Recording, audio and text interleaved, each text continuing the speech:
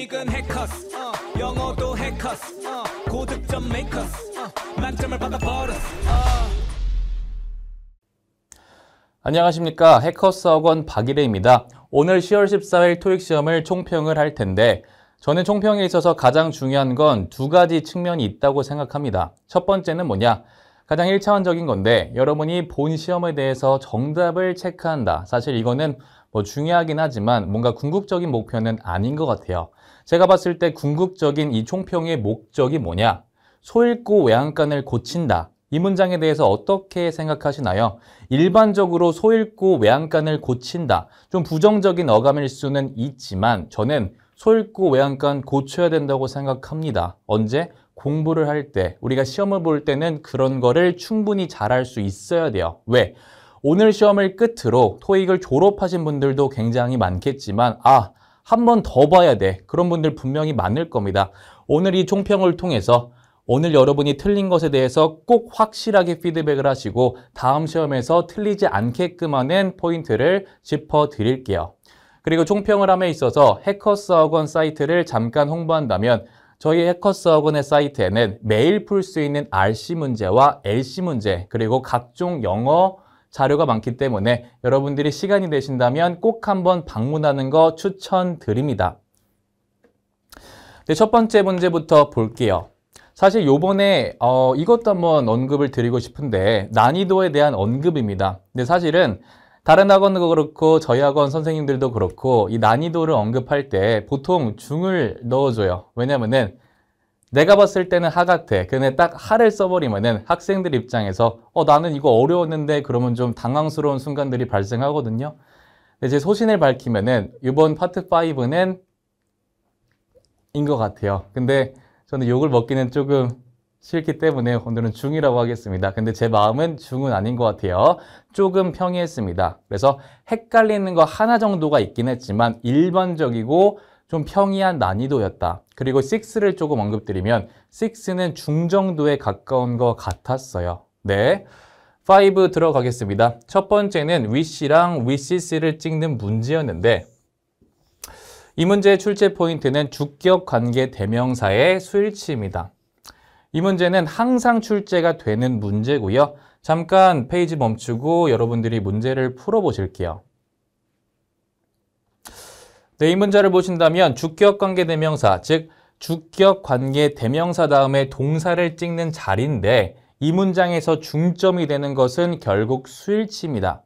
주격 관계 대명사에서 수일치의 기준은 관계대명사 앞쪽에 나오는 선행사입니다. 관계대명사의 앞쪽에 the volunteers라는 복수가 나왔기 때문에 이 문제의 정답은 wish가 되는 거예요. 그렇게 어렵지 않았지만 항상 나오는 문제이기 때문에 꼭 숙지하셨으면 좋겠습니다. 네, 다음 문제 볼게요. 이거 굉장히 중요합니다. 저는 수강생분들에게 항상 강조를 하지만 인칭대명사 문제는 매번 시험 볼 때마다 한 문제, 이번 시험 같이 두 문제가 나올 때가 있는데 이번 시험에서는 어떤 게 나왔냐?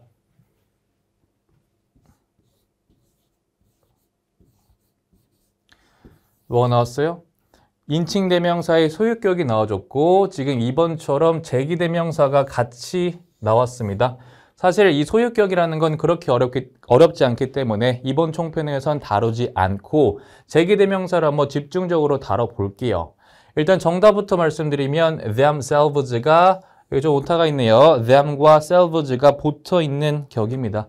정답은 일단 themselves가 정답이었고요. 출제 포인트를 보실 수 있어야 되는데 제기대명사의 강조용법을 물어보는 겁니다. 근데 제 수업을 많이 들어보신 분들은 알겠지만 저는 솔직히 막 스킬을 그렇게 강조하는 선생님은 아닙니다. 기본기를 좀 강조하는 타입인데 그럼에도 불구하고 스킬을 좀 말씀드리면 저는 항상 강조하는 자리가 있어요. 토익이라는 건 결국 자리 싸움입니다. 내가 빈칸 줄게. 나머지 문장은 완벽한 문장 줄고 빈칸을 줄 테니까 이 빈칸에 들어갈 수 있는 거 너 한번 찍어볼래? 이게 토익의 본질이죠. 파트 5의 본질입니다. 그런데 오늘 시험에도 그대로 나왔던 게 빈칸의 위치를 보시면은 빈칸의 위치가 맨 마지막에 위치하고 있어요. 그리고 이 빈칸의 선지 자체가 인칭대명사로 구성이 되어 있다. 그럼 정말 높은 가능성으로 제기대명사가 정답이에요. 저도 여기면 정답 이것 찍어라, 저기면 정답 이것 찍어라 이러는 거 굉장히 싫어해요. 그런데 이 자리는 좀 가능성이 높습니다. 말만 하는 게 아니라 왜 그런지 한번 설명드릴게요. 제기대명사의 강조용법, 이거 오늘 알고 가는 겁니다. 이렇게 볼게요. 이 예문을 보시면은 이렇게 볼게요. 미국에 어떤 꼬맹이가 있다고 할게요. 이 꼬맹이가 울타리를 고쳤어요. 근데 어머니한테 생색을 내야 되는데 엄마, 나 울타리 고쳤어. 그냥 이렇게 말하는 것보다 엄마, 내가 울타리를 고쳤어. 내가 꼬맹인데 내가 고쳤어.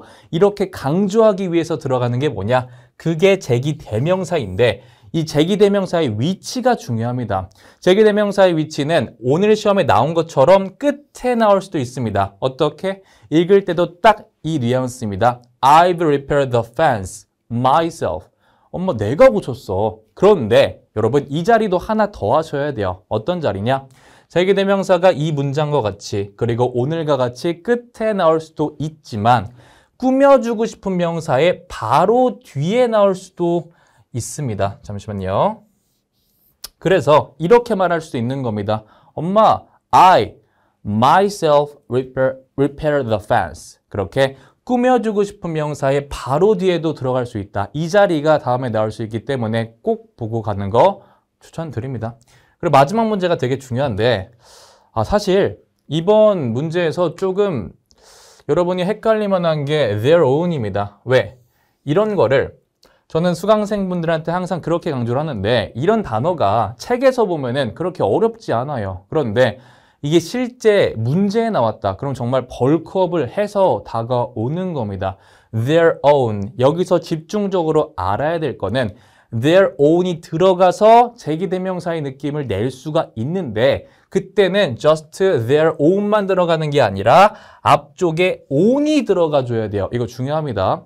그래서 마지막 문제를 다시 보시면은 I repair the fence. me가 아니라 on my own입니다. 이거 뭐예요? myself랑 똑같은 뜻이에요. 나 스스로의 느낌인 겁니다. 이거 꼭 아셔야 됩니다.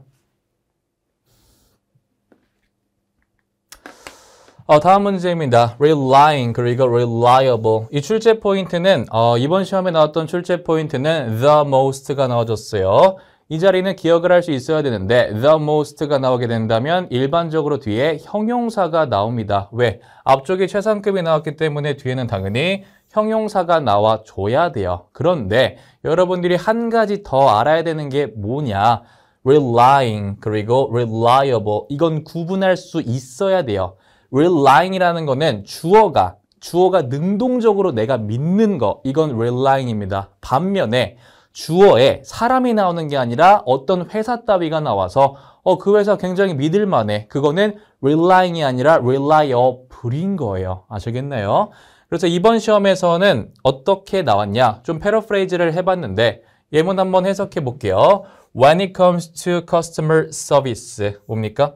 그 고객 서비스에 있어서 this company, 이 회사라는 거는 the most, 고객 서비스에 있어서 이 회사가 믿고 있는 거, 의지하고 있는 게 아니라 의지를 받는 겁니다. 왜? 믿을 만한 느낌이니까. 그래서 정답이 reliable인 거예요. 이거 꼭 구분하셔야 됩니다.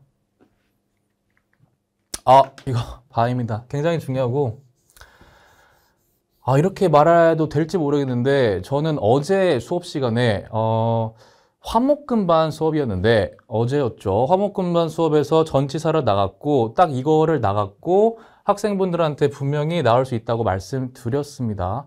지금 어제 수업 들은 분들은 알 거예요. 저 말했어요. 바이가 나왔을 때 여러분이 가장 머릿속으로 첫 번째 떠오르는 거 뭐예요? 뭐 수동태, 뭐뭐 당했다. 그게 뭐 나오긴 합니다. 근데 그것보다 더 중요한 건 뭐다? 바이 다음에 수치. 이거 좀 오타가 있네요. 위치를 보시면은 수치 플러스 바이가 아니라 바이 플러스 수치입니다. 그래서 중요한 포인트는 바이 다음에 어떤 숫자에 의한 수치가 나온다면은 뭐뭐에 의해가 아니라 뭐뭐까지의 느낌인 겁니다. 이 예문은 여러분 그대로 외워 주실게요. 해석해 볼게요. The sales figures 중요합니다. 왜?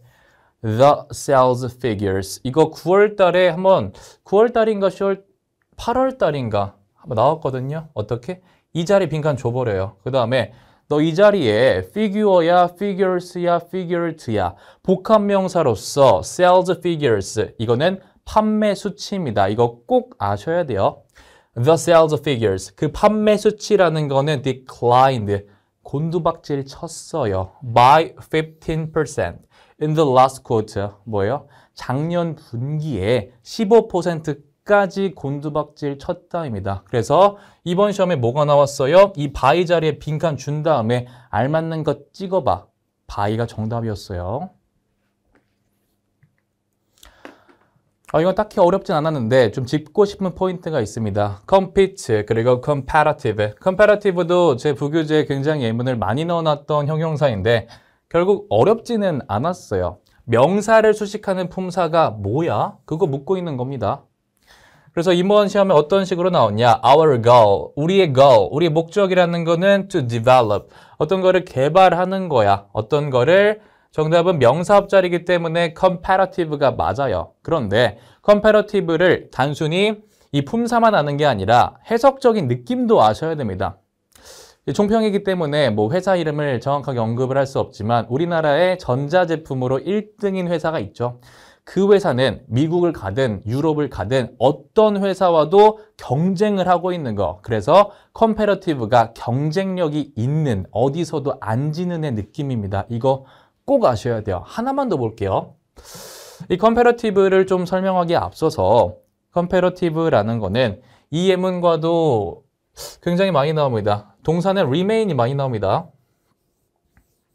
remain이라는 동사가 나와주고 comparative가 좀 많이 나오는데 예를 들어서 이렇게 말하는 겁니다. 어떤 회사의 대표가 We want to remain comparative. 뭐예요? 우리는 어디에서도 comparative, 경쟁력 있게 남고 싶어의 느낌. We want to remain comparative. 이거 꼭 알아주세요. 넘어갈게요. before 그리고 whenever입니다. 이건 좀 제가 설명을 안 써놨는데 그 문맥을 그걸 설명하려면 문맥을 좀 넣어야 되는데 정답만 체크할게요. 정답은 before가 정답이었습니다. 그리고 파트 6 들어갈게요. 파트 6의 난이도는 아까 말씀드린 대로 이건 한은 아닌 것 같아요. 중정도 되는데 엄청 어렵지는 않았어요. 근데 제가 설명하고 싶은 건 이거입니다. 여러분, located, situated, based 이 포인트가 왜 중요하냐? 저한테 배웠던 수강생들한테는 제가 진짜 많이 강조를 했는데 이거 예를 이렇게 들어도 될지 모르겠는데 타짜 영화 좋아하시나요? 전 굉장히 좋아하는데 타짜들은 대충 패만 봐도 그리고 다시 타짜들은 패만 봐도 어떤 문제인지 대충 알거든요. 근데 토익을 잘하는 사람들도 똑같은 것 같아요. 선지에 이런 게 나오면은 보통 얘네가 정답이에요. 저도 이렇게 가르치는 거 굉장히 원하지 않아요. 그런데 왜 이게 정답인지 말씀을 드릴게요. 이번 시험에 뭐가 나왔어요? located 그리고 locate, 뭐 locating 이런 식으로 나왔는데 얘가 정답인 포인트는 보통 어떻게 되어 있냐? 보통 주어가 나와주고 그 뒷자리에 빈칸 써버립니다. 그런데 본동사는 문장에서 따로 있어요. is라는 본동사가 따로 있고 주어 다음에 추가적으로 후치 수식을 할 수 있는 거 찍어봐. 이때 located. 즉 출제 포인트는 후치 수식을 빈출로서 자주 하는 이거 부사 아닙니다. 잘못 써놨습니다. 형용사죠. PP 형용사입니다. 이거 되게 중요합니다. 그래서 어디에 위치가 된, 어디에 situated 된, 그리고 어디에 based 된의 느낌 꼭 알아줘야 됩니다. 그리고 하나만 더 가볼게요. 사실 locate가 굉장히 중요한데 여러분들이 보통 located를 보시면은 be located in 어디에 위치하고 있다. 보통 이걸 아시거든요. 근데 하나를 더 아셔야 돼요. 이게 제가 봤을 때 900점 이상의 단어인 것 같습니다. 제가 굉장히 좋아하는 영화 중에 그 미션 임파서블이 있는데 그 탐 크루즈 형이 막 돌아다닙니다. 그리고 막 무전이 와요. 우리 폭탄 찾아야 돼. 그러니까 우리 폭탄 찾아야 돼. 그걸 영어로 뭐라고 하냐? 일반적으로 we have to find라고 잘 안 해요. we have to locate the bomb. locate 자체가 find의 느낌으로 굉장히 자주 쓰여요. 그래서 어디에 위치하고 있다 말고 just find의 느낌으로도 locate가 쓰이기 때문에 이거 꼭 숙지하는 거 추천드립니다.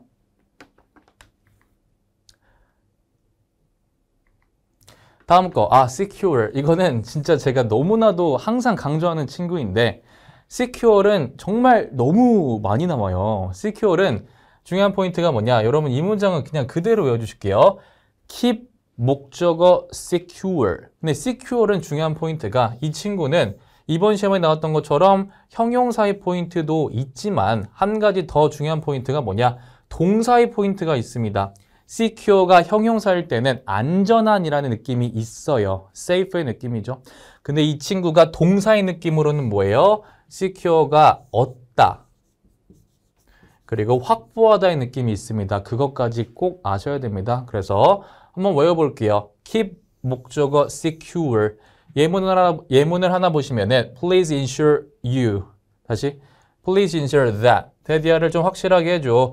you keep. 너가 안전하게 하는 거. 뭐를? the document를. keep the document secure. 이 포인트 꼭 숙지하셔야 됩니다. 다음 거 볼게요. resume입니다. 이거 되게 중요해요. 이번 시험에서는 제 체감으로는 그렇게 어렵진 않았던 것 같은데 이 단어가 왜 중요하냐? 이 단어는 두 가지가 있습니다. 그래서 저스트 중급의 느낌으로는 뭐 다시 시작하다. 근데 사실 이것보다도 조금 더 난이도 있게 들어가 볼게요. 첫 번째 동사부터 보시면은 restart. 뭐예요? resume이라는 거는 restart. 다시 시작하다입니다. 그래서 동사로 쓰였을 때는 발음이 resume이에요. 뭐예요? resume. 다시 시작하다. restart. 근데 뒤에 있는 게 좀 더 중요합니다. start over. 왜? 여러분들이 start 아시죠? over 아시죠? 근데 이게 같이 쓰이면은 이게 뭔 뜻일까? start over. 다시 시작하다의 느낌인 겁니다. 이거 꼭 외워주셔야 돼요. 이거 좀 TMI인데 그 마룬5의 Animals라는 노래가 있는데 그 노래에서 뭐가 있냐? We can start over 뭐 이런 노래가 있거든요. 남자랑 여자랑 뭐 다시 시작하다. 그때 쓰는 것도 start over 씁니다. 알아주시고. 두 번째, 이력서. 이게 중요합니다. 근데 제가 이 학원에 들어오기 전에 저도 옛날에 토익을 준비했을 때가 있었어요. 근데 제가 이 문제를 옛날에 틀렸습니다. 저는 부끄럽지 않아요. 옛날에 틀렸은 뭐 말이지? 옛날에 틀렸던 거 별로 부끄럽지 않은데 이거 이력서가 되게 중요해요. 그러니까 이력서로서 발음이 될 때는 그때는 뭐예요? resume죠. resume. 근데 중요한 게 이게 이렇게 나옵니다. 패러프레이즈로서 resume 말고 curriculum vitae 이게 이력서라는 게 있어요. 그런데 옛날에 part 7에 어떻게 나왔냐? 어떤 주인공이 있는데 주인공이 학원에 대한 정보를 보는 상황입니다. 근데 그 학원에 대한 정보가 나와주는데 A 선생님, B 선생님, C 선생님 이 선생님들이 뭐 강의하고 있는 과목들이 뒤에 나왔습니다. 그런데 주인공이 원하는 거는 이력서에 관련된 정보를 받고 싶었어요. 그래서 대부분의 사람들이 이 뒤쪽에서 레주메를 찾았는데 없었어요. 근데 여러분이 이거를 알아도 정답을 찍긴 쉽지 않았습니다. 왜? 이걸 축약형으로 CV라고 표현합니다. 이것까지 아셔야 돼요. 다음 거 넘어갈게요. 다음 게 마지막입니다. 이거 많이 나와요. 그러니까 요즘 토익에 사실 B2라는 거는 좀 많이 나와요. 그러니까 사실 B2는 우리가 뭐 고등학교 때 영어 배웠을 때 막 B2 막 운명 뭐 예정 어쩌고 저쩌고 그런 거는 알 게 없고 토익에서 아셔야 될 거는 뭐가 있어요? 미래를 나타낼 때 미래를 나타낼 때 투부정사와 be를 쓸 수 있다는 겁니다. 그래서 B2 다시 써볼게요. 미래를 나타낼 때 be와 그리고 투부정사를 쓸 수 있다는 건데 이거를 하나의 will이라고 보시면 굉장히 편합니다. 예문 한번 볼게요. The highly anticipated 뭐예요? 엄청 기대를 받은 movie. 그 영화라는 거는 is to be released. 여기서의 is to라는 거를 뭐하는 것이라고 해석하지 말고 미래용법으로 보게 된다면 will이라고 넣어줄 수 있겠죠. will be released. 뭐예요? 개봉될 거야. next month.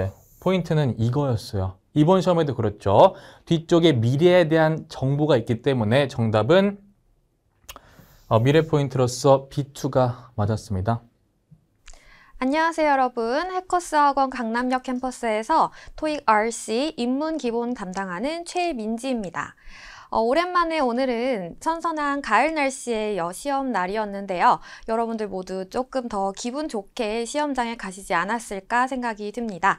우선은 총평을 시작하기에 앞서서 우리 해커스 영어 홈페이지 소개를 해드릴게요. 많이들 익숙하실 텐데요. 여기 해커스 영어 사이트에 방문을 하시면 많은 무료 자료들과 영상들 그리고 문제들이 제공이 되어 있어요. 그래서 여러분들 이 영상을 시청하신 이후에도 한번 방문하셔서 다른 영상들 아주 도움이 되는 것들이 많으니까 한번 참고하시면 좋겠습니다.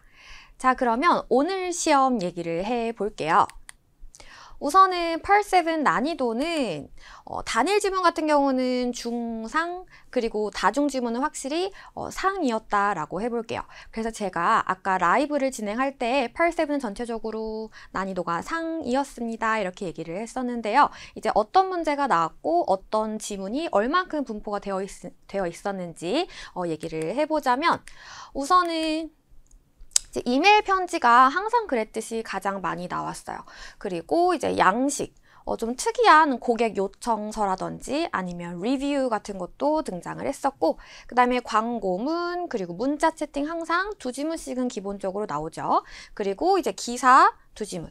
그리고 조금 신기하게 공지글이 한 지문 조금밖에 안 나왔어요. 그리고 이제 excerpt라고 해서 어떤 그냥 발췌한 글이다 이렇게 나온 게 한 지문이 있었는데 그냥 공지글이랑 살짝 비슷한 스타일이긴 했었습니다. 그리고 이제 문제 유형 같은 경우는 우리가 이제 일반적인 시험과 큰 차이는 없었는데 우선 주제 목적이 항상 5문제에서 9문제 정도는 매번 나오잖아요. 이번에도 역시나 7문제 그리고 6카운트 세부사항은 확실히 좀 더 늘어났네요.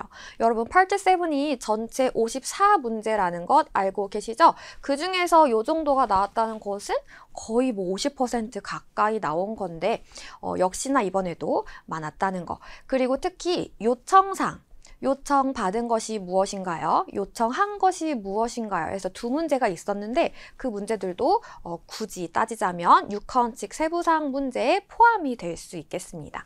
그리고 이제 나툴 문제, 사실인 것이 무엇인가요? 사실이 아닌 것이 무엇인가요? 이렇게 언급된 것. 언급되지 않은 것 묻는 나툴 문제 8문제 그리고 유추추론 문제가 또 8문제 있었는데 이번에 또 특이한 점은 What can be concluded 라는 문제였어요. 자, 보통은 유추추론 문제가 What is suggested 암시된 것이 무엇인가요? 아니면 What is implied 또 암시된 것이 무엇인가요? 그리고 또 most likely나 probably라는 부사를 사용해서 뭐뭐 할 것 같은가 이렇게 물어봤었거든요.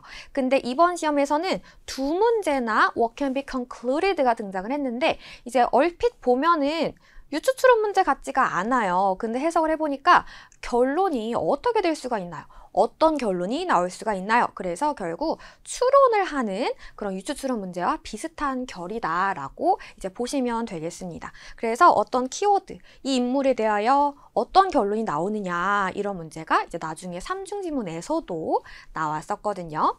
그리고 이제 동의어 문제가 이번에는 되게 쉽게 딱 2문제만 나왔어요. 심지어 난이도도 되게 어렵지 않고 여러분이 토익을 공부하면서 자주 접해봤을 만한 그런 단어로 출제가 됐었고요. 그리고 의도 파악 2문제, 문장 위치 찾기 2문제 이렇게 있었네요. 자, 그러면 우리는 동의어 문제부터 살펴보도록 할 건데 먼저 regarding이라는 단어. 여러분들이 이제 Part 5 그리고 Part 7 공부를 조금 열심히 하셨다면 보자마자 아 이거는 전치사구나 이렇게 알 수 있었을 거예요. 근데 regarding이라는 단어를 공부하지 않은 상태에서 그냥 지문 속에 regarding이라는 단어를 보시면 얘가 지금 문장에서 동사로 쓰였을까? 동명사로 쓰였을까? 아니면 분사로 쓰였을까? 보통은 이렇게 생각을 하고 이게 전치사겠구나라는 발상이 미치지 않을 수가 있어요. 그런데 Part 7 독해에서 regarding이라는 단어가 등장을 한다면 거의 이거는 99%의 확률로 전치사로 사용이 되는 겁니다. 자, 그러면 이번에 저와 같이 이제 뭐뭐에 관하여란 뜻의 전치사가 또 얼마나 많이 있는가를 살펴보도록 할 거예요. 우리 Part 5 RC에서도 그렇고 Part 7 독해에서도 그렇고 이거는 정말 반드시 알아야 하는 굉장히 중요한 포인트가 될 거기 때문에 지금 바로 딱 집중하실 필요가 있겠어요. 자, 우선 대표적으로 우리 about이라는 단어가 있겠죠. 근데 on 그리고 over이란 단어도 역시나 뭐뭐에 대하여. 그래서 뭐 negotiation over the merger, 합병에 관한 협상 이런 식으로도 나오고요. 뭐 discussion on global warming, 지구온난화에 관한 논의, 이렇게 on이나 over도 뭐뭐에 관한이란 뜻으로 굉장히 자주 사용을 합니다. 그 다음에 우리가 방금 전에 동의어 문제에서 만났던 regarding, concerning 이라는 단어도 있어요. 아까도 언급했듯이 8-7 독해 지문에서 이 두 단어를 봤을 때 항상 전치사구나 라고 생각을 해주셔야지 되고요. 그 다음에 또 살짝 난이도가 있는 애들 얘기를 해보자면 as to와 as for 이라는 단어. 은근히 자주 나올 거예요, 여러분. 이게 그냥 통째로 뭐뭐에 관하여.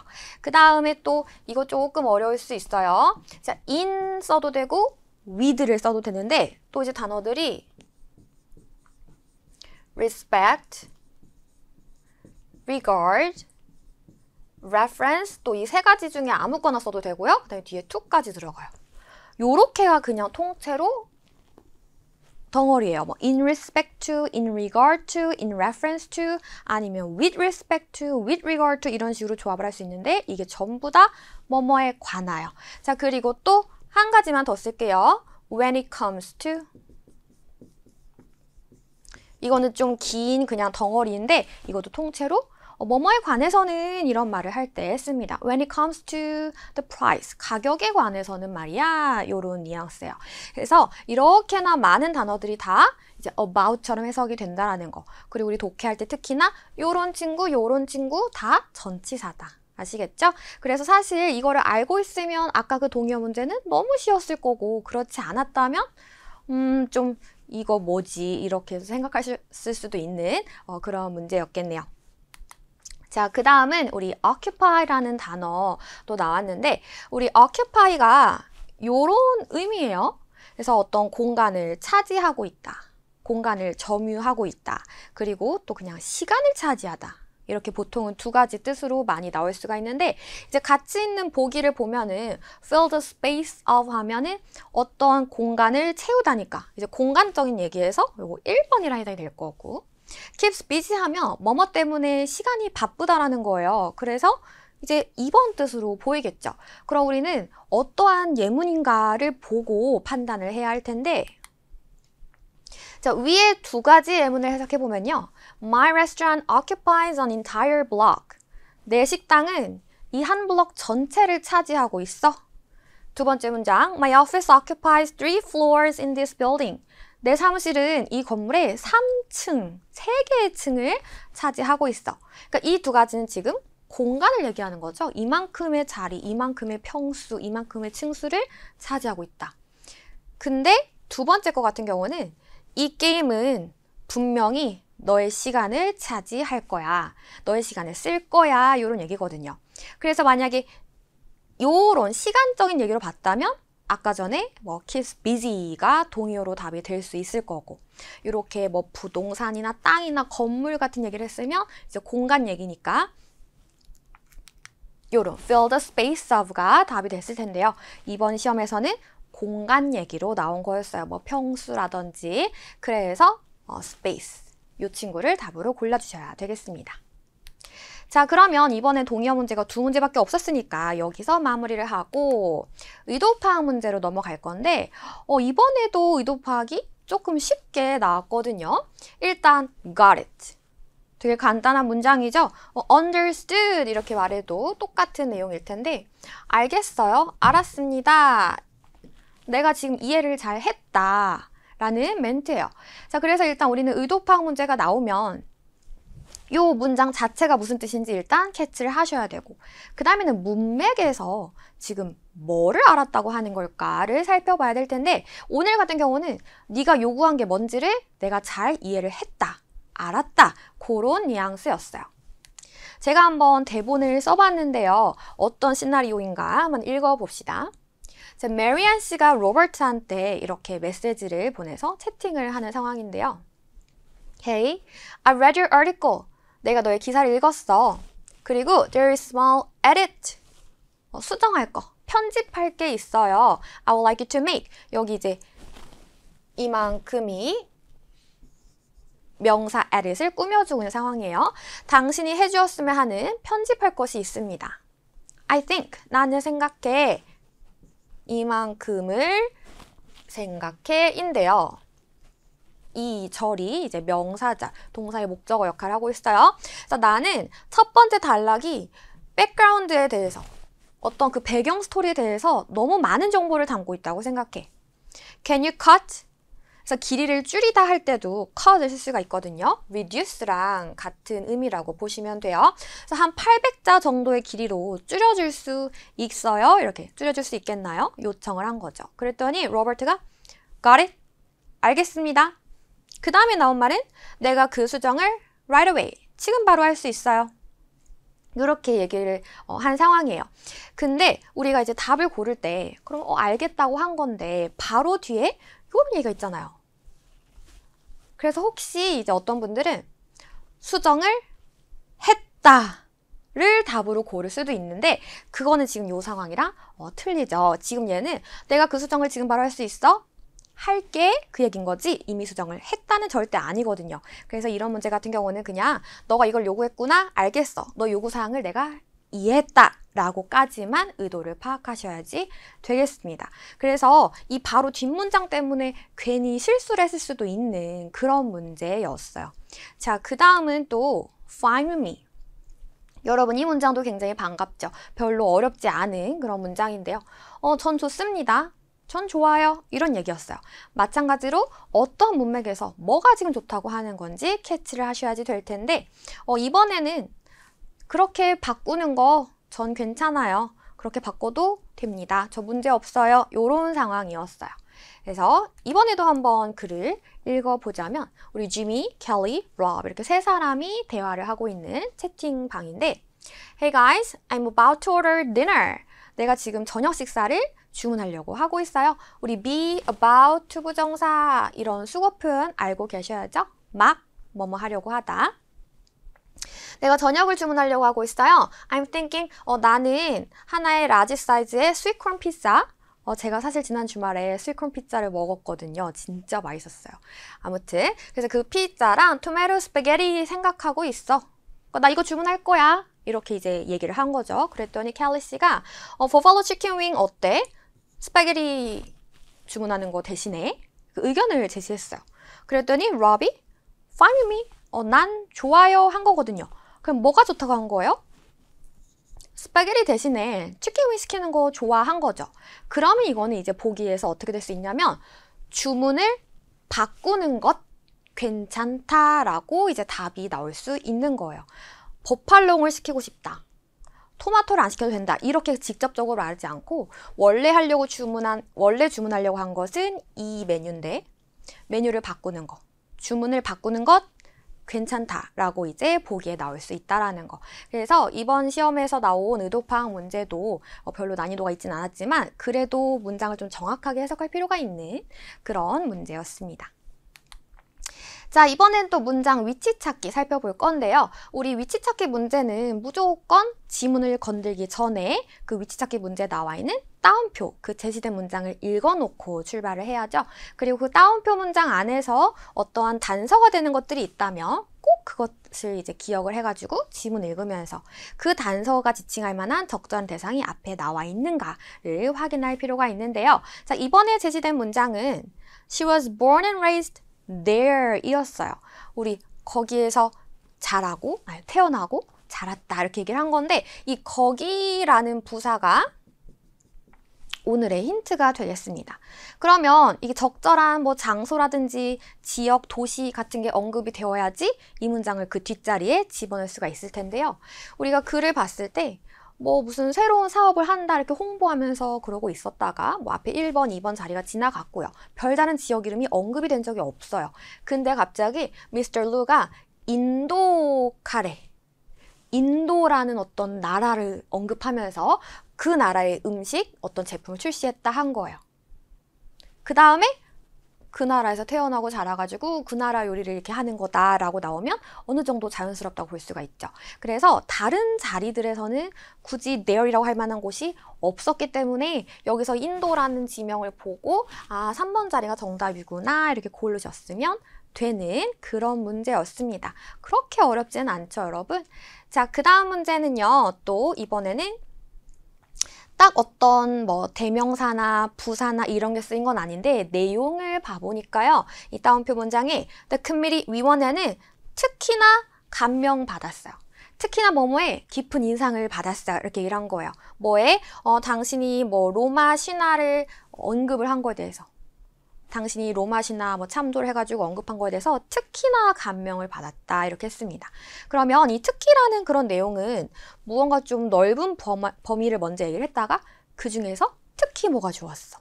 내가 친구들이랑 어디를 식당에 가서 뭐 피자랑 파스타랑 뭐를 여러 가지 시켰는데 특히 피자가 맛있었어. 이렇게 나오는 게 especially의 기능이거든요. 그래서 아무튼 우리는 여기서는 막 특별한 어떤 형용사, 대명사, 부사 이런 것보다는 그냥 이런 내용으로 우리는 단서를 찾아야 되는 상황인데요.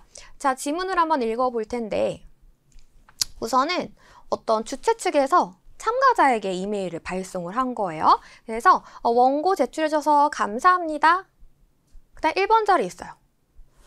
근데 뭐 당시 원고가 좋았어요 하면은 괜찮은데 특히 뭐가 좋았어? 무언가 범위가 없었는데 갑자기 especially 하긴 조금 아직 부족한 거예요. 그래서 마저 읽어봤더니 우리는 흥미로운 주제를 몰입감 있게 다룬 당신의 글을 선정했습니다. 그래서 일단 그 글이 이렇게 주제도 흥미로웠고 몰입감도 있었다. 여러 가지 칭찬을 일단 한 거죠. 근데 그 중에서도 특히 그렇게 미솔로지 언급한 것도 너무 깊은 인상을 받았다라고 해서 2번 자리에 집어넣는 게 더 적절한 문맥이 될 수 있겠어요. 그래서 여러분 이렇게 문장 위치 찾기 문제를 해결할 때에는 만약에 1번 자리도 괜찮지 않을까 했을 때 그렇게 정확한 힌트가 없었다면 일단 좀 보류를 해놓고 마저 읽다가 더 적절한 상황이 나올 수도 있다는 거 좀 염두에 두시면 좋을 것 같네요. 자, 그럼 이번에는 다중지문 이야기로 넘어가서 연계 문제 어떤 거 나왔나 얘기를 해볼 건데 이번에 제가 시험을 보다가 놀란 포인트가 있거든요. 왜 그러냐면 자, 보통은 이중지문이 나온다고 했을 때 우리가 이렇게 지문 2개가 있고 5문제가 항상 나오잖아요. 제가 그냥 편하게 1, 2, 3, 4, 5번 이렇게 해볼게요. 그러면 첫 번째 지문을 보고 푸는 거 2문제, 뭐 3문제 이렇게 나오고 두 번째 지문을 보고 푸는 것도 몇 문제가 나오고 그 다음에 첫 번째, 두 번째 지문의 내용을 연결해서 푸는 게 한 문제가 나오거든요. 그래서 연계 문제는 보통 평균 한 문제가 나온다. 이렇게 우리는 공부를 항상 해요. 근데 이번에는 연계 문제가 2개나 나왔어요. 얘 이미 연계 문제 하나 해결했는데 한 번 더 나온 거예요. 그래서 제가 조금 놀랐어요. 여러분들도 풀면서 이거 뭐지? 했을 수도 있는데 근데 우린 일단 이렇게 시험장에서 풀 때는 이렇게 막 개수를 따지면서 푼다기보다 일단은 그냥 읽으면서 열심히 풀면 되니까 이런 거를 별로 신경을 안 쓰고 그냥 어쨌든 열심히 답을 고르려고 하셨으면 좋겠어요. 점수 잡는 Hackers.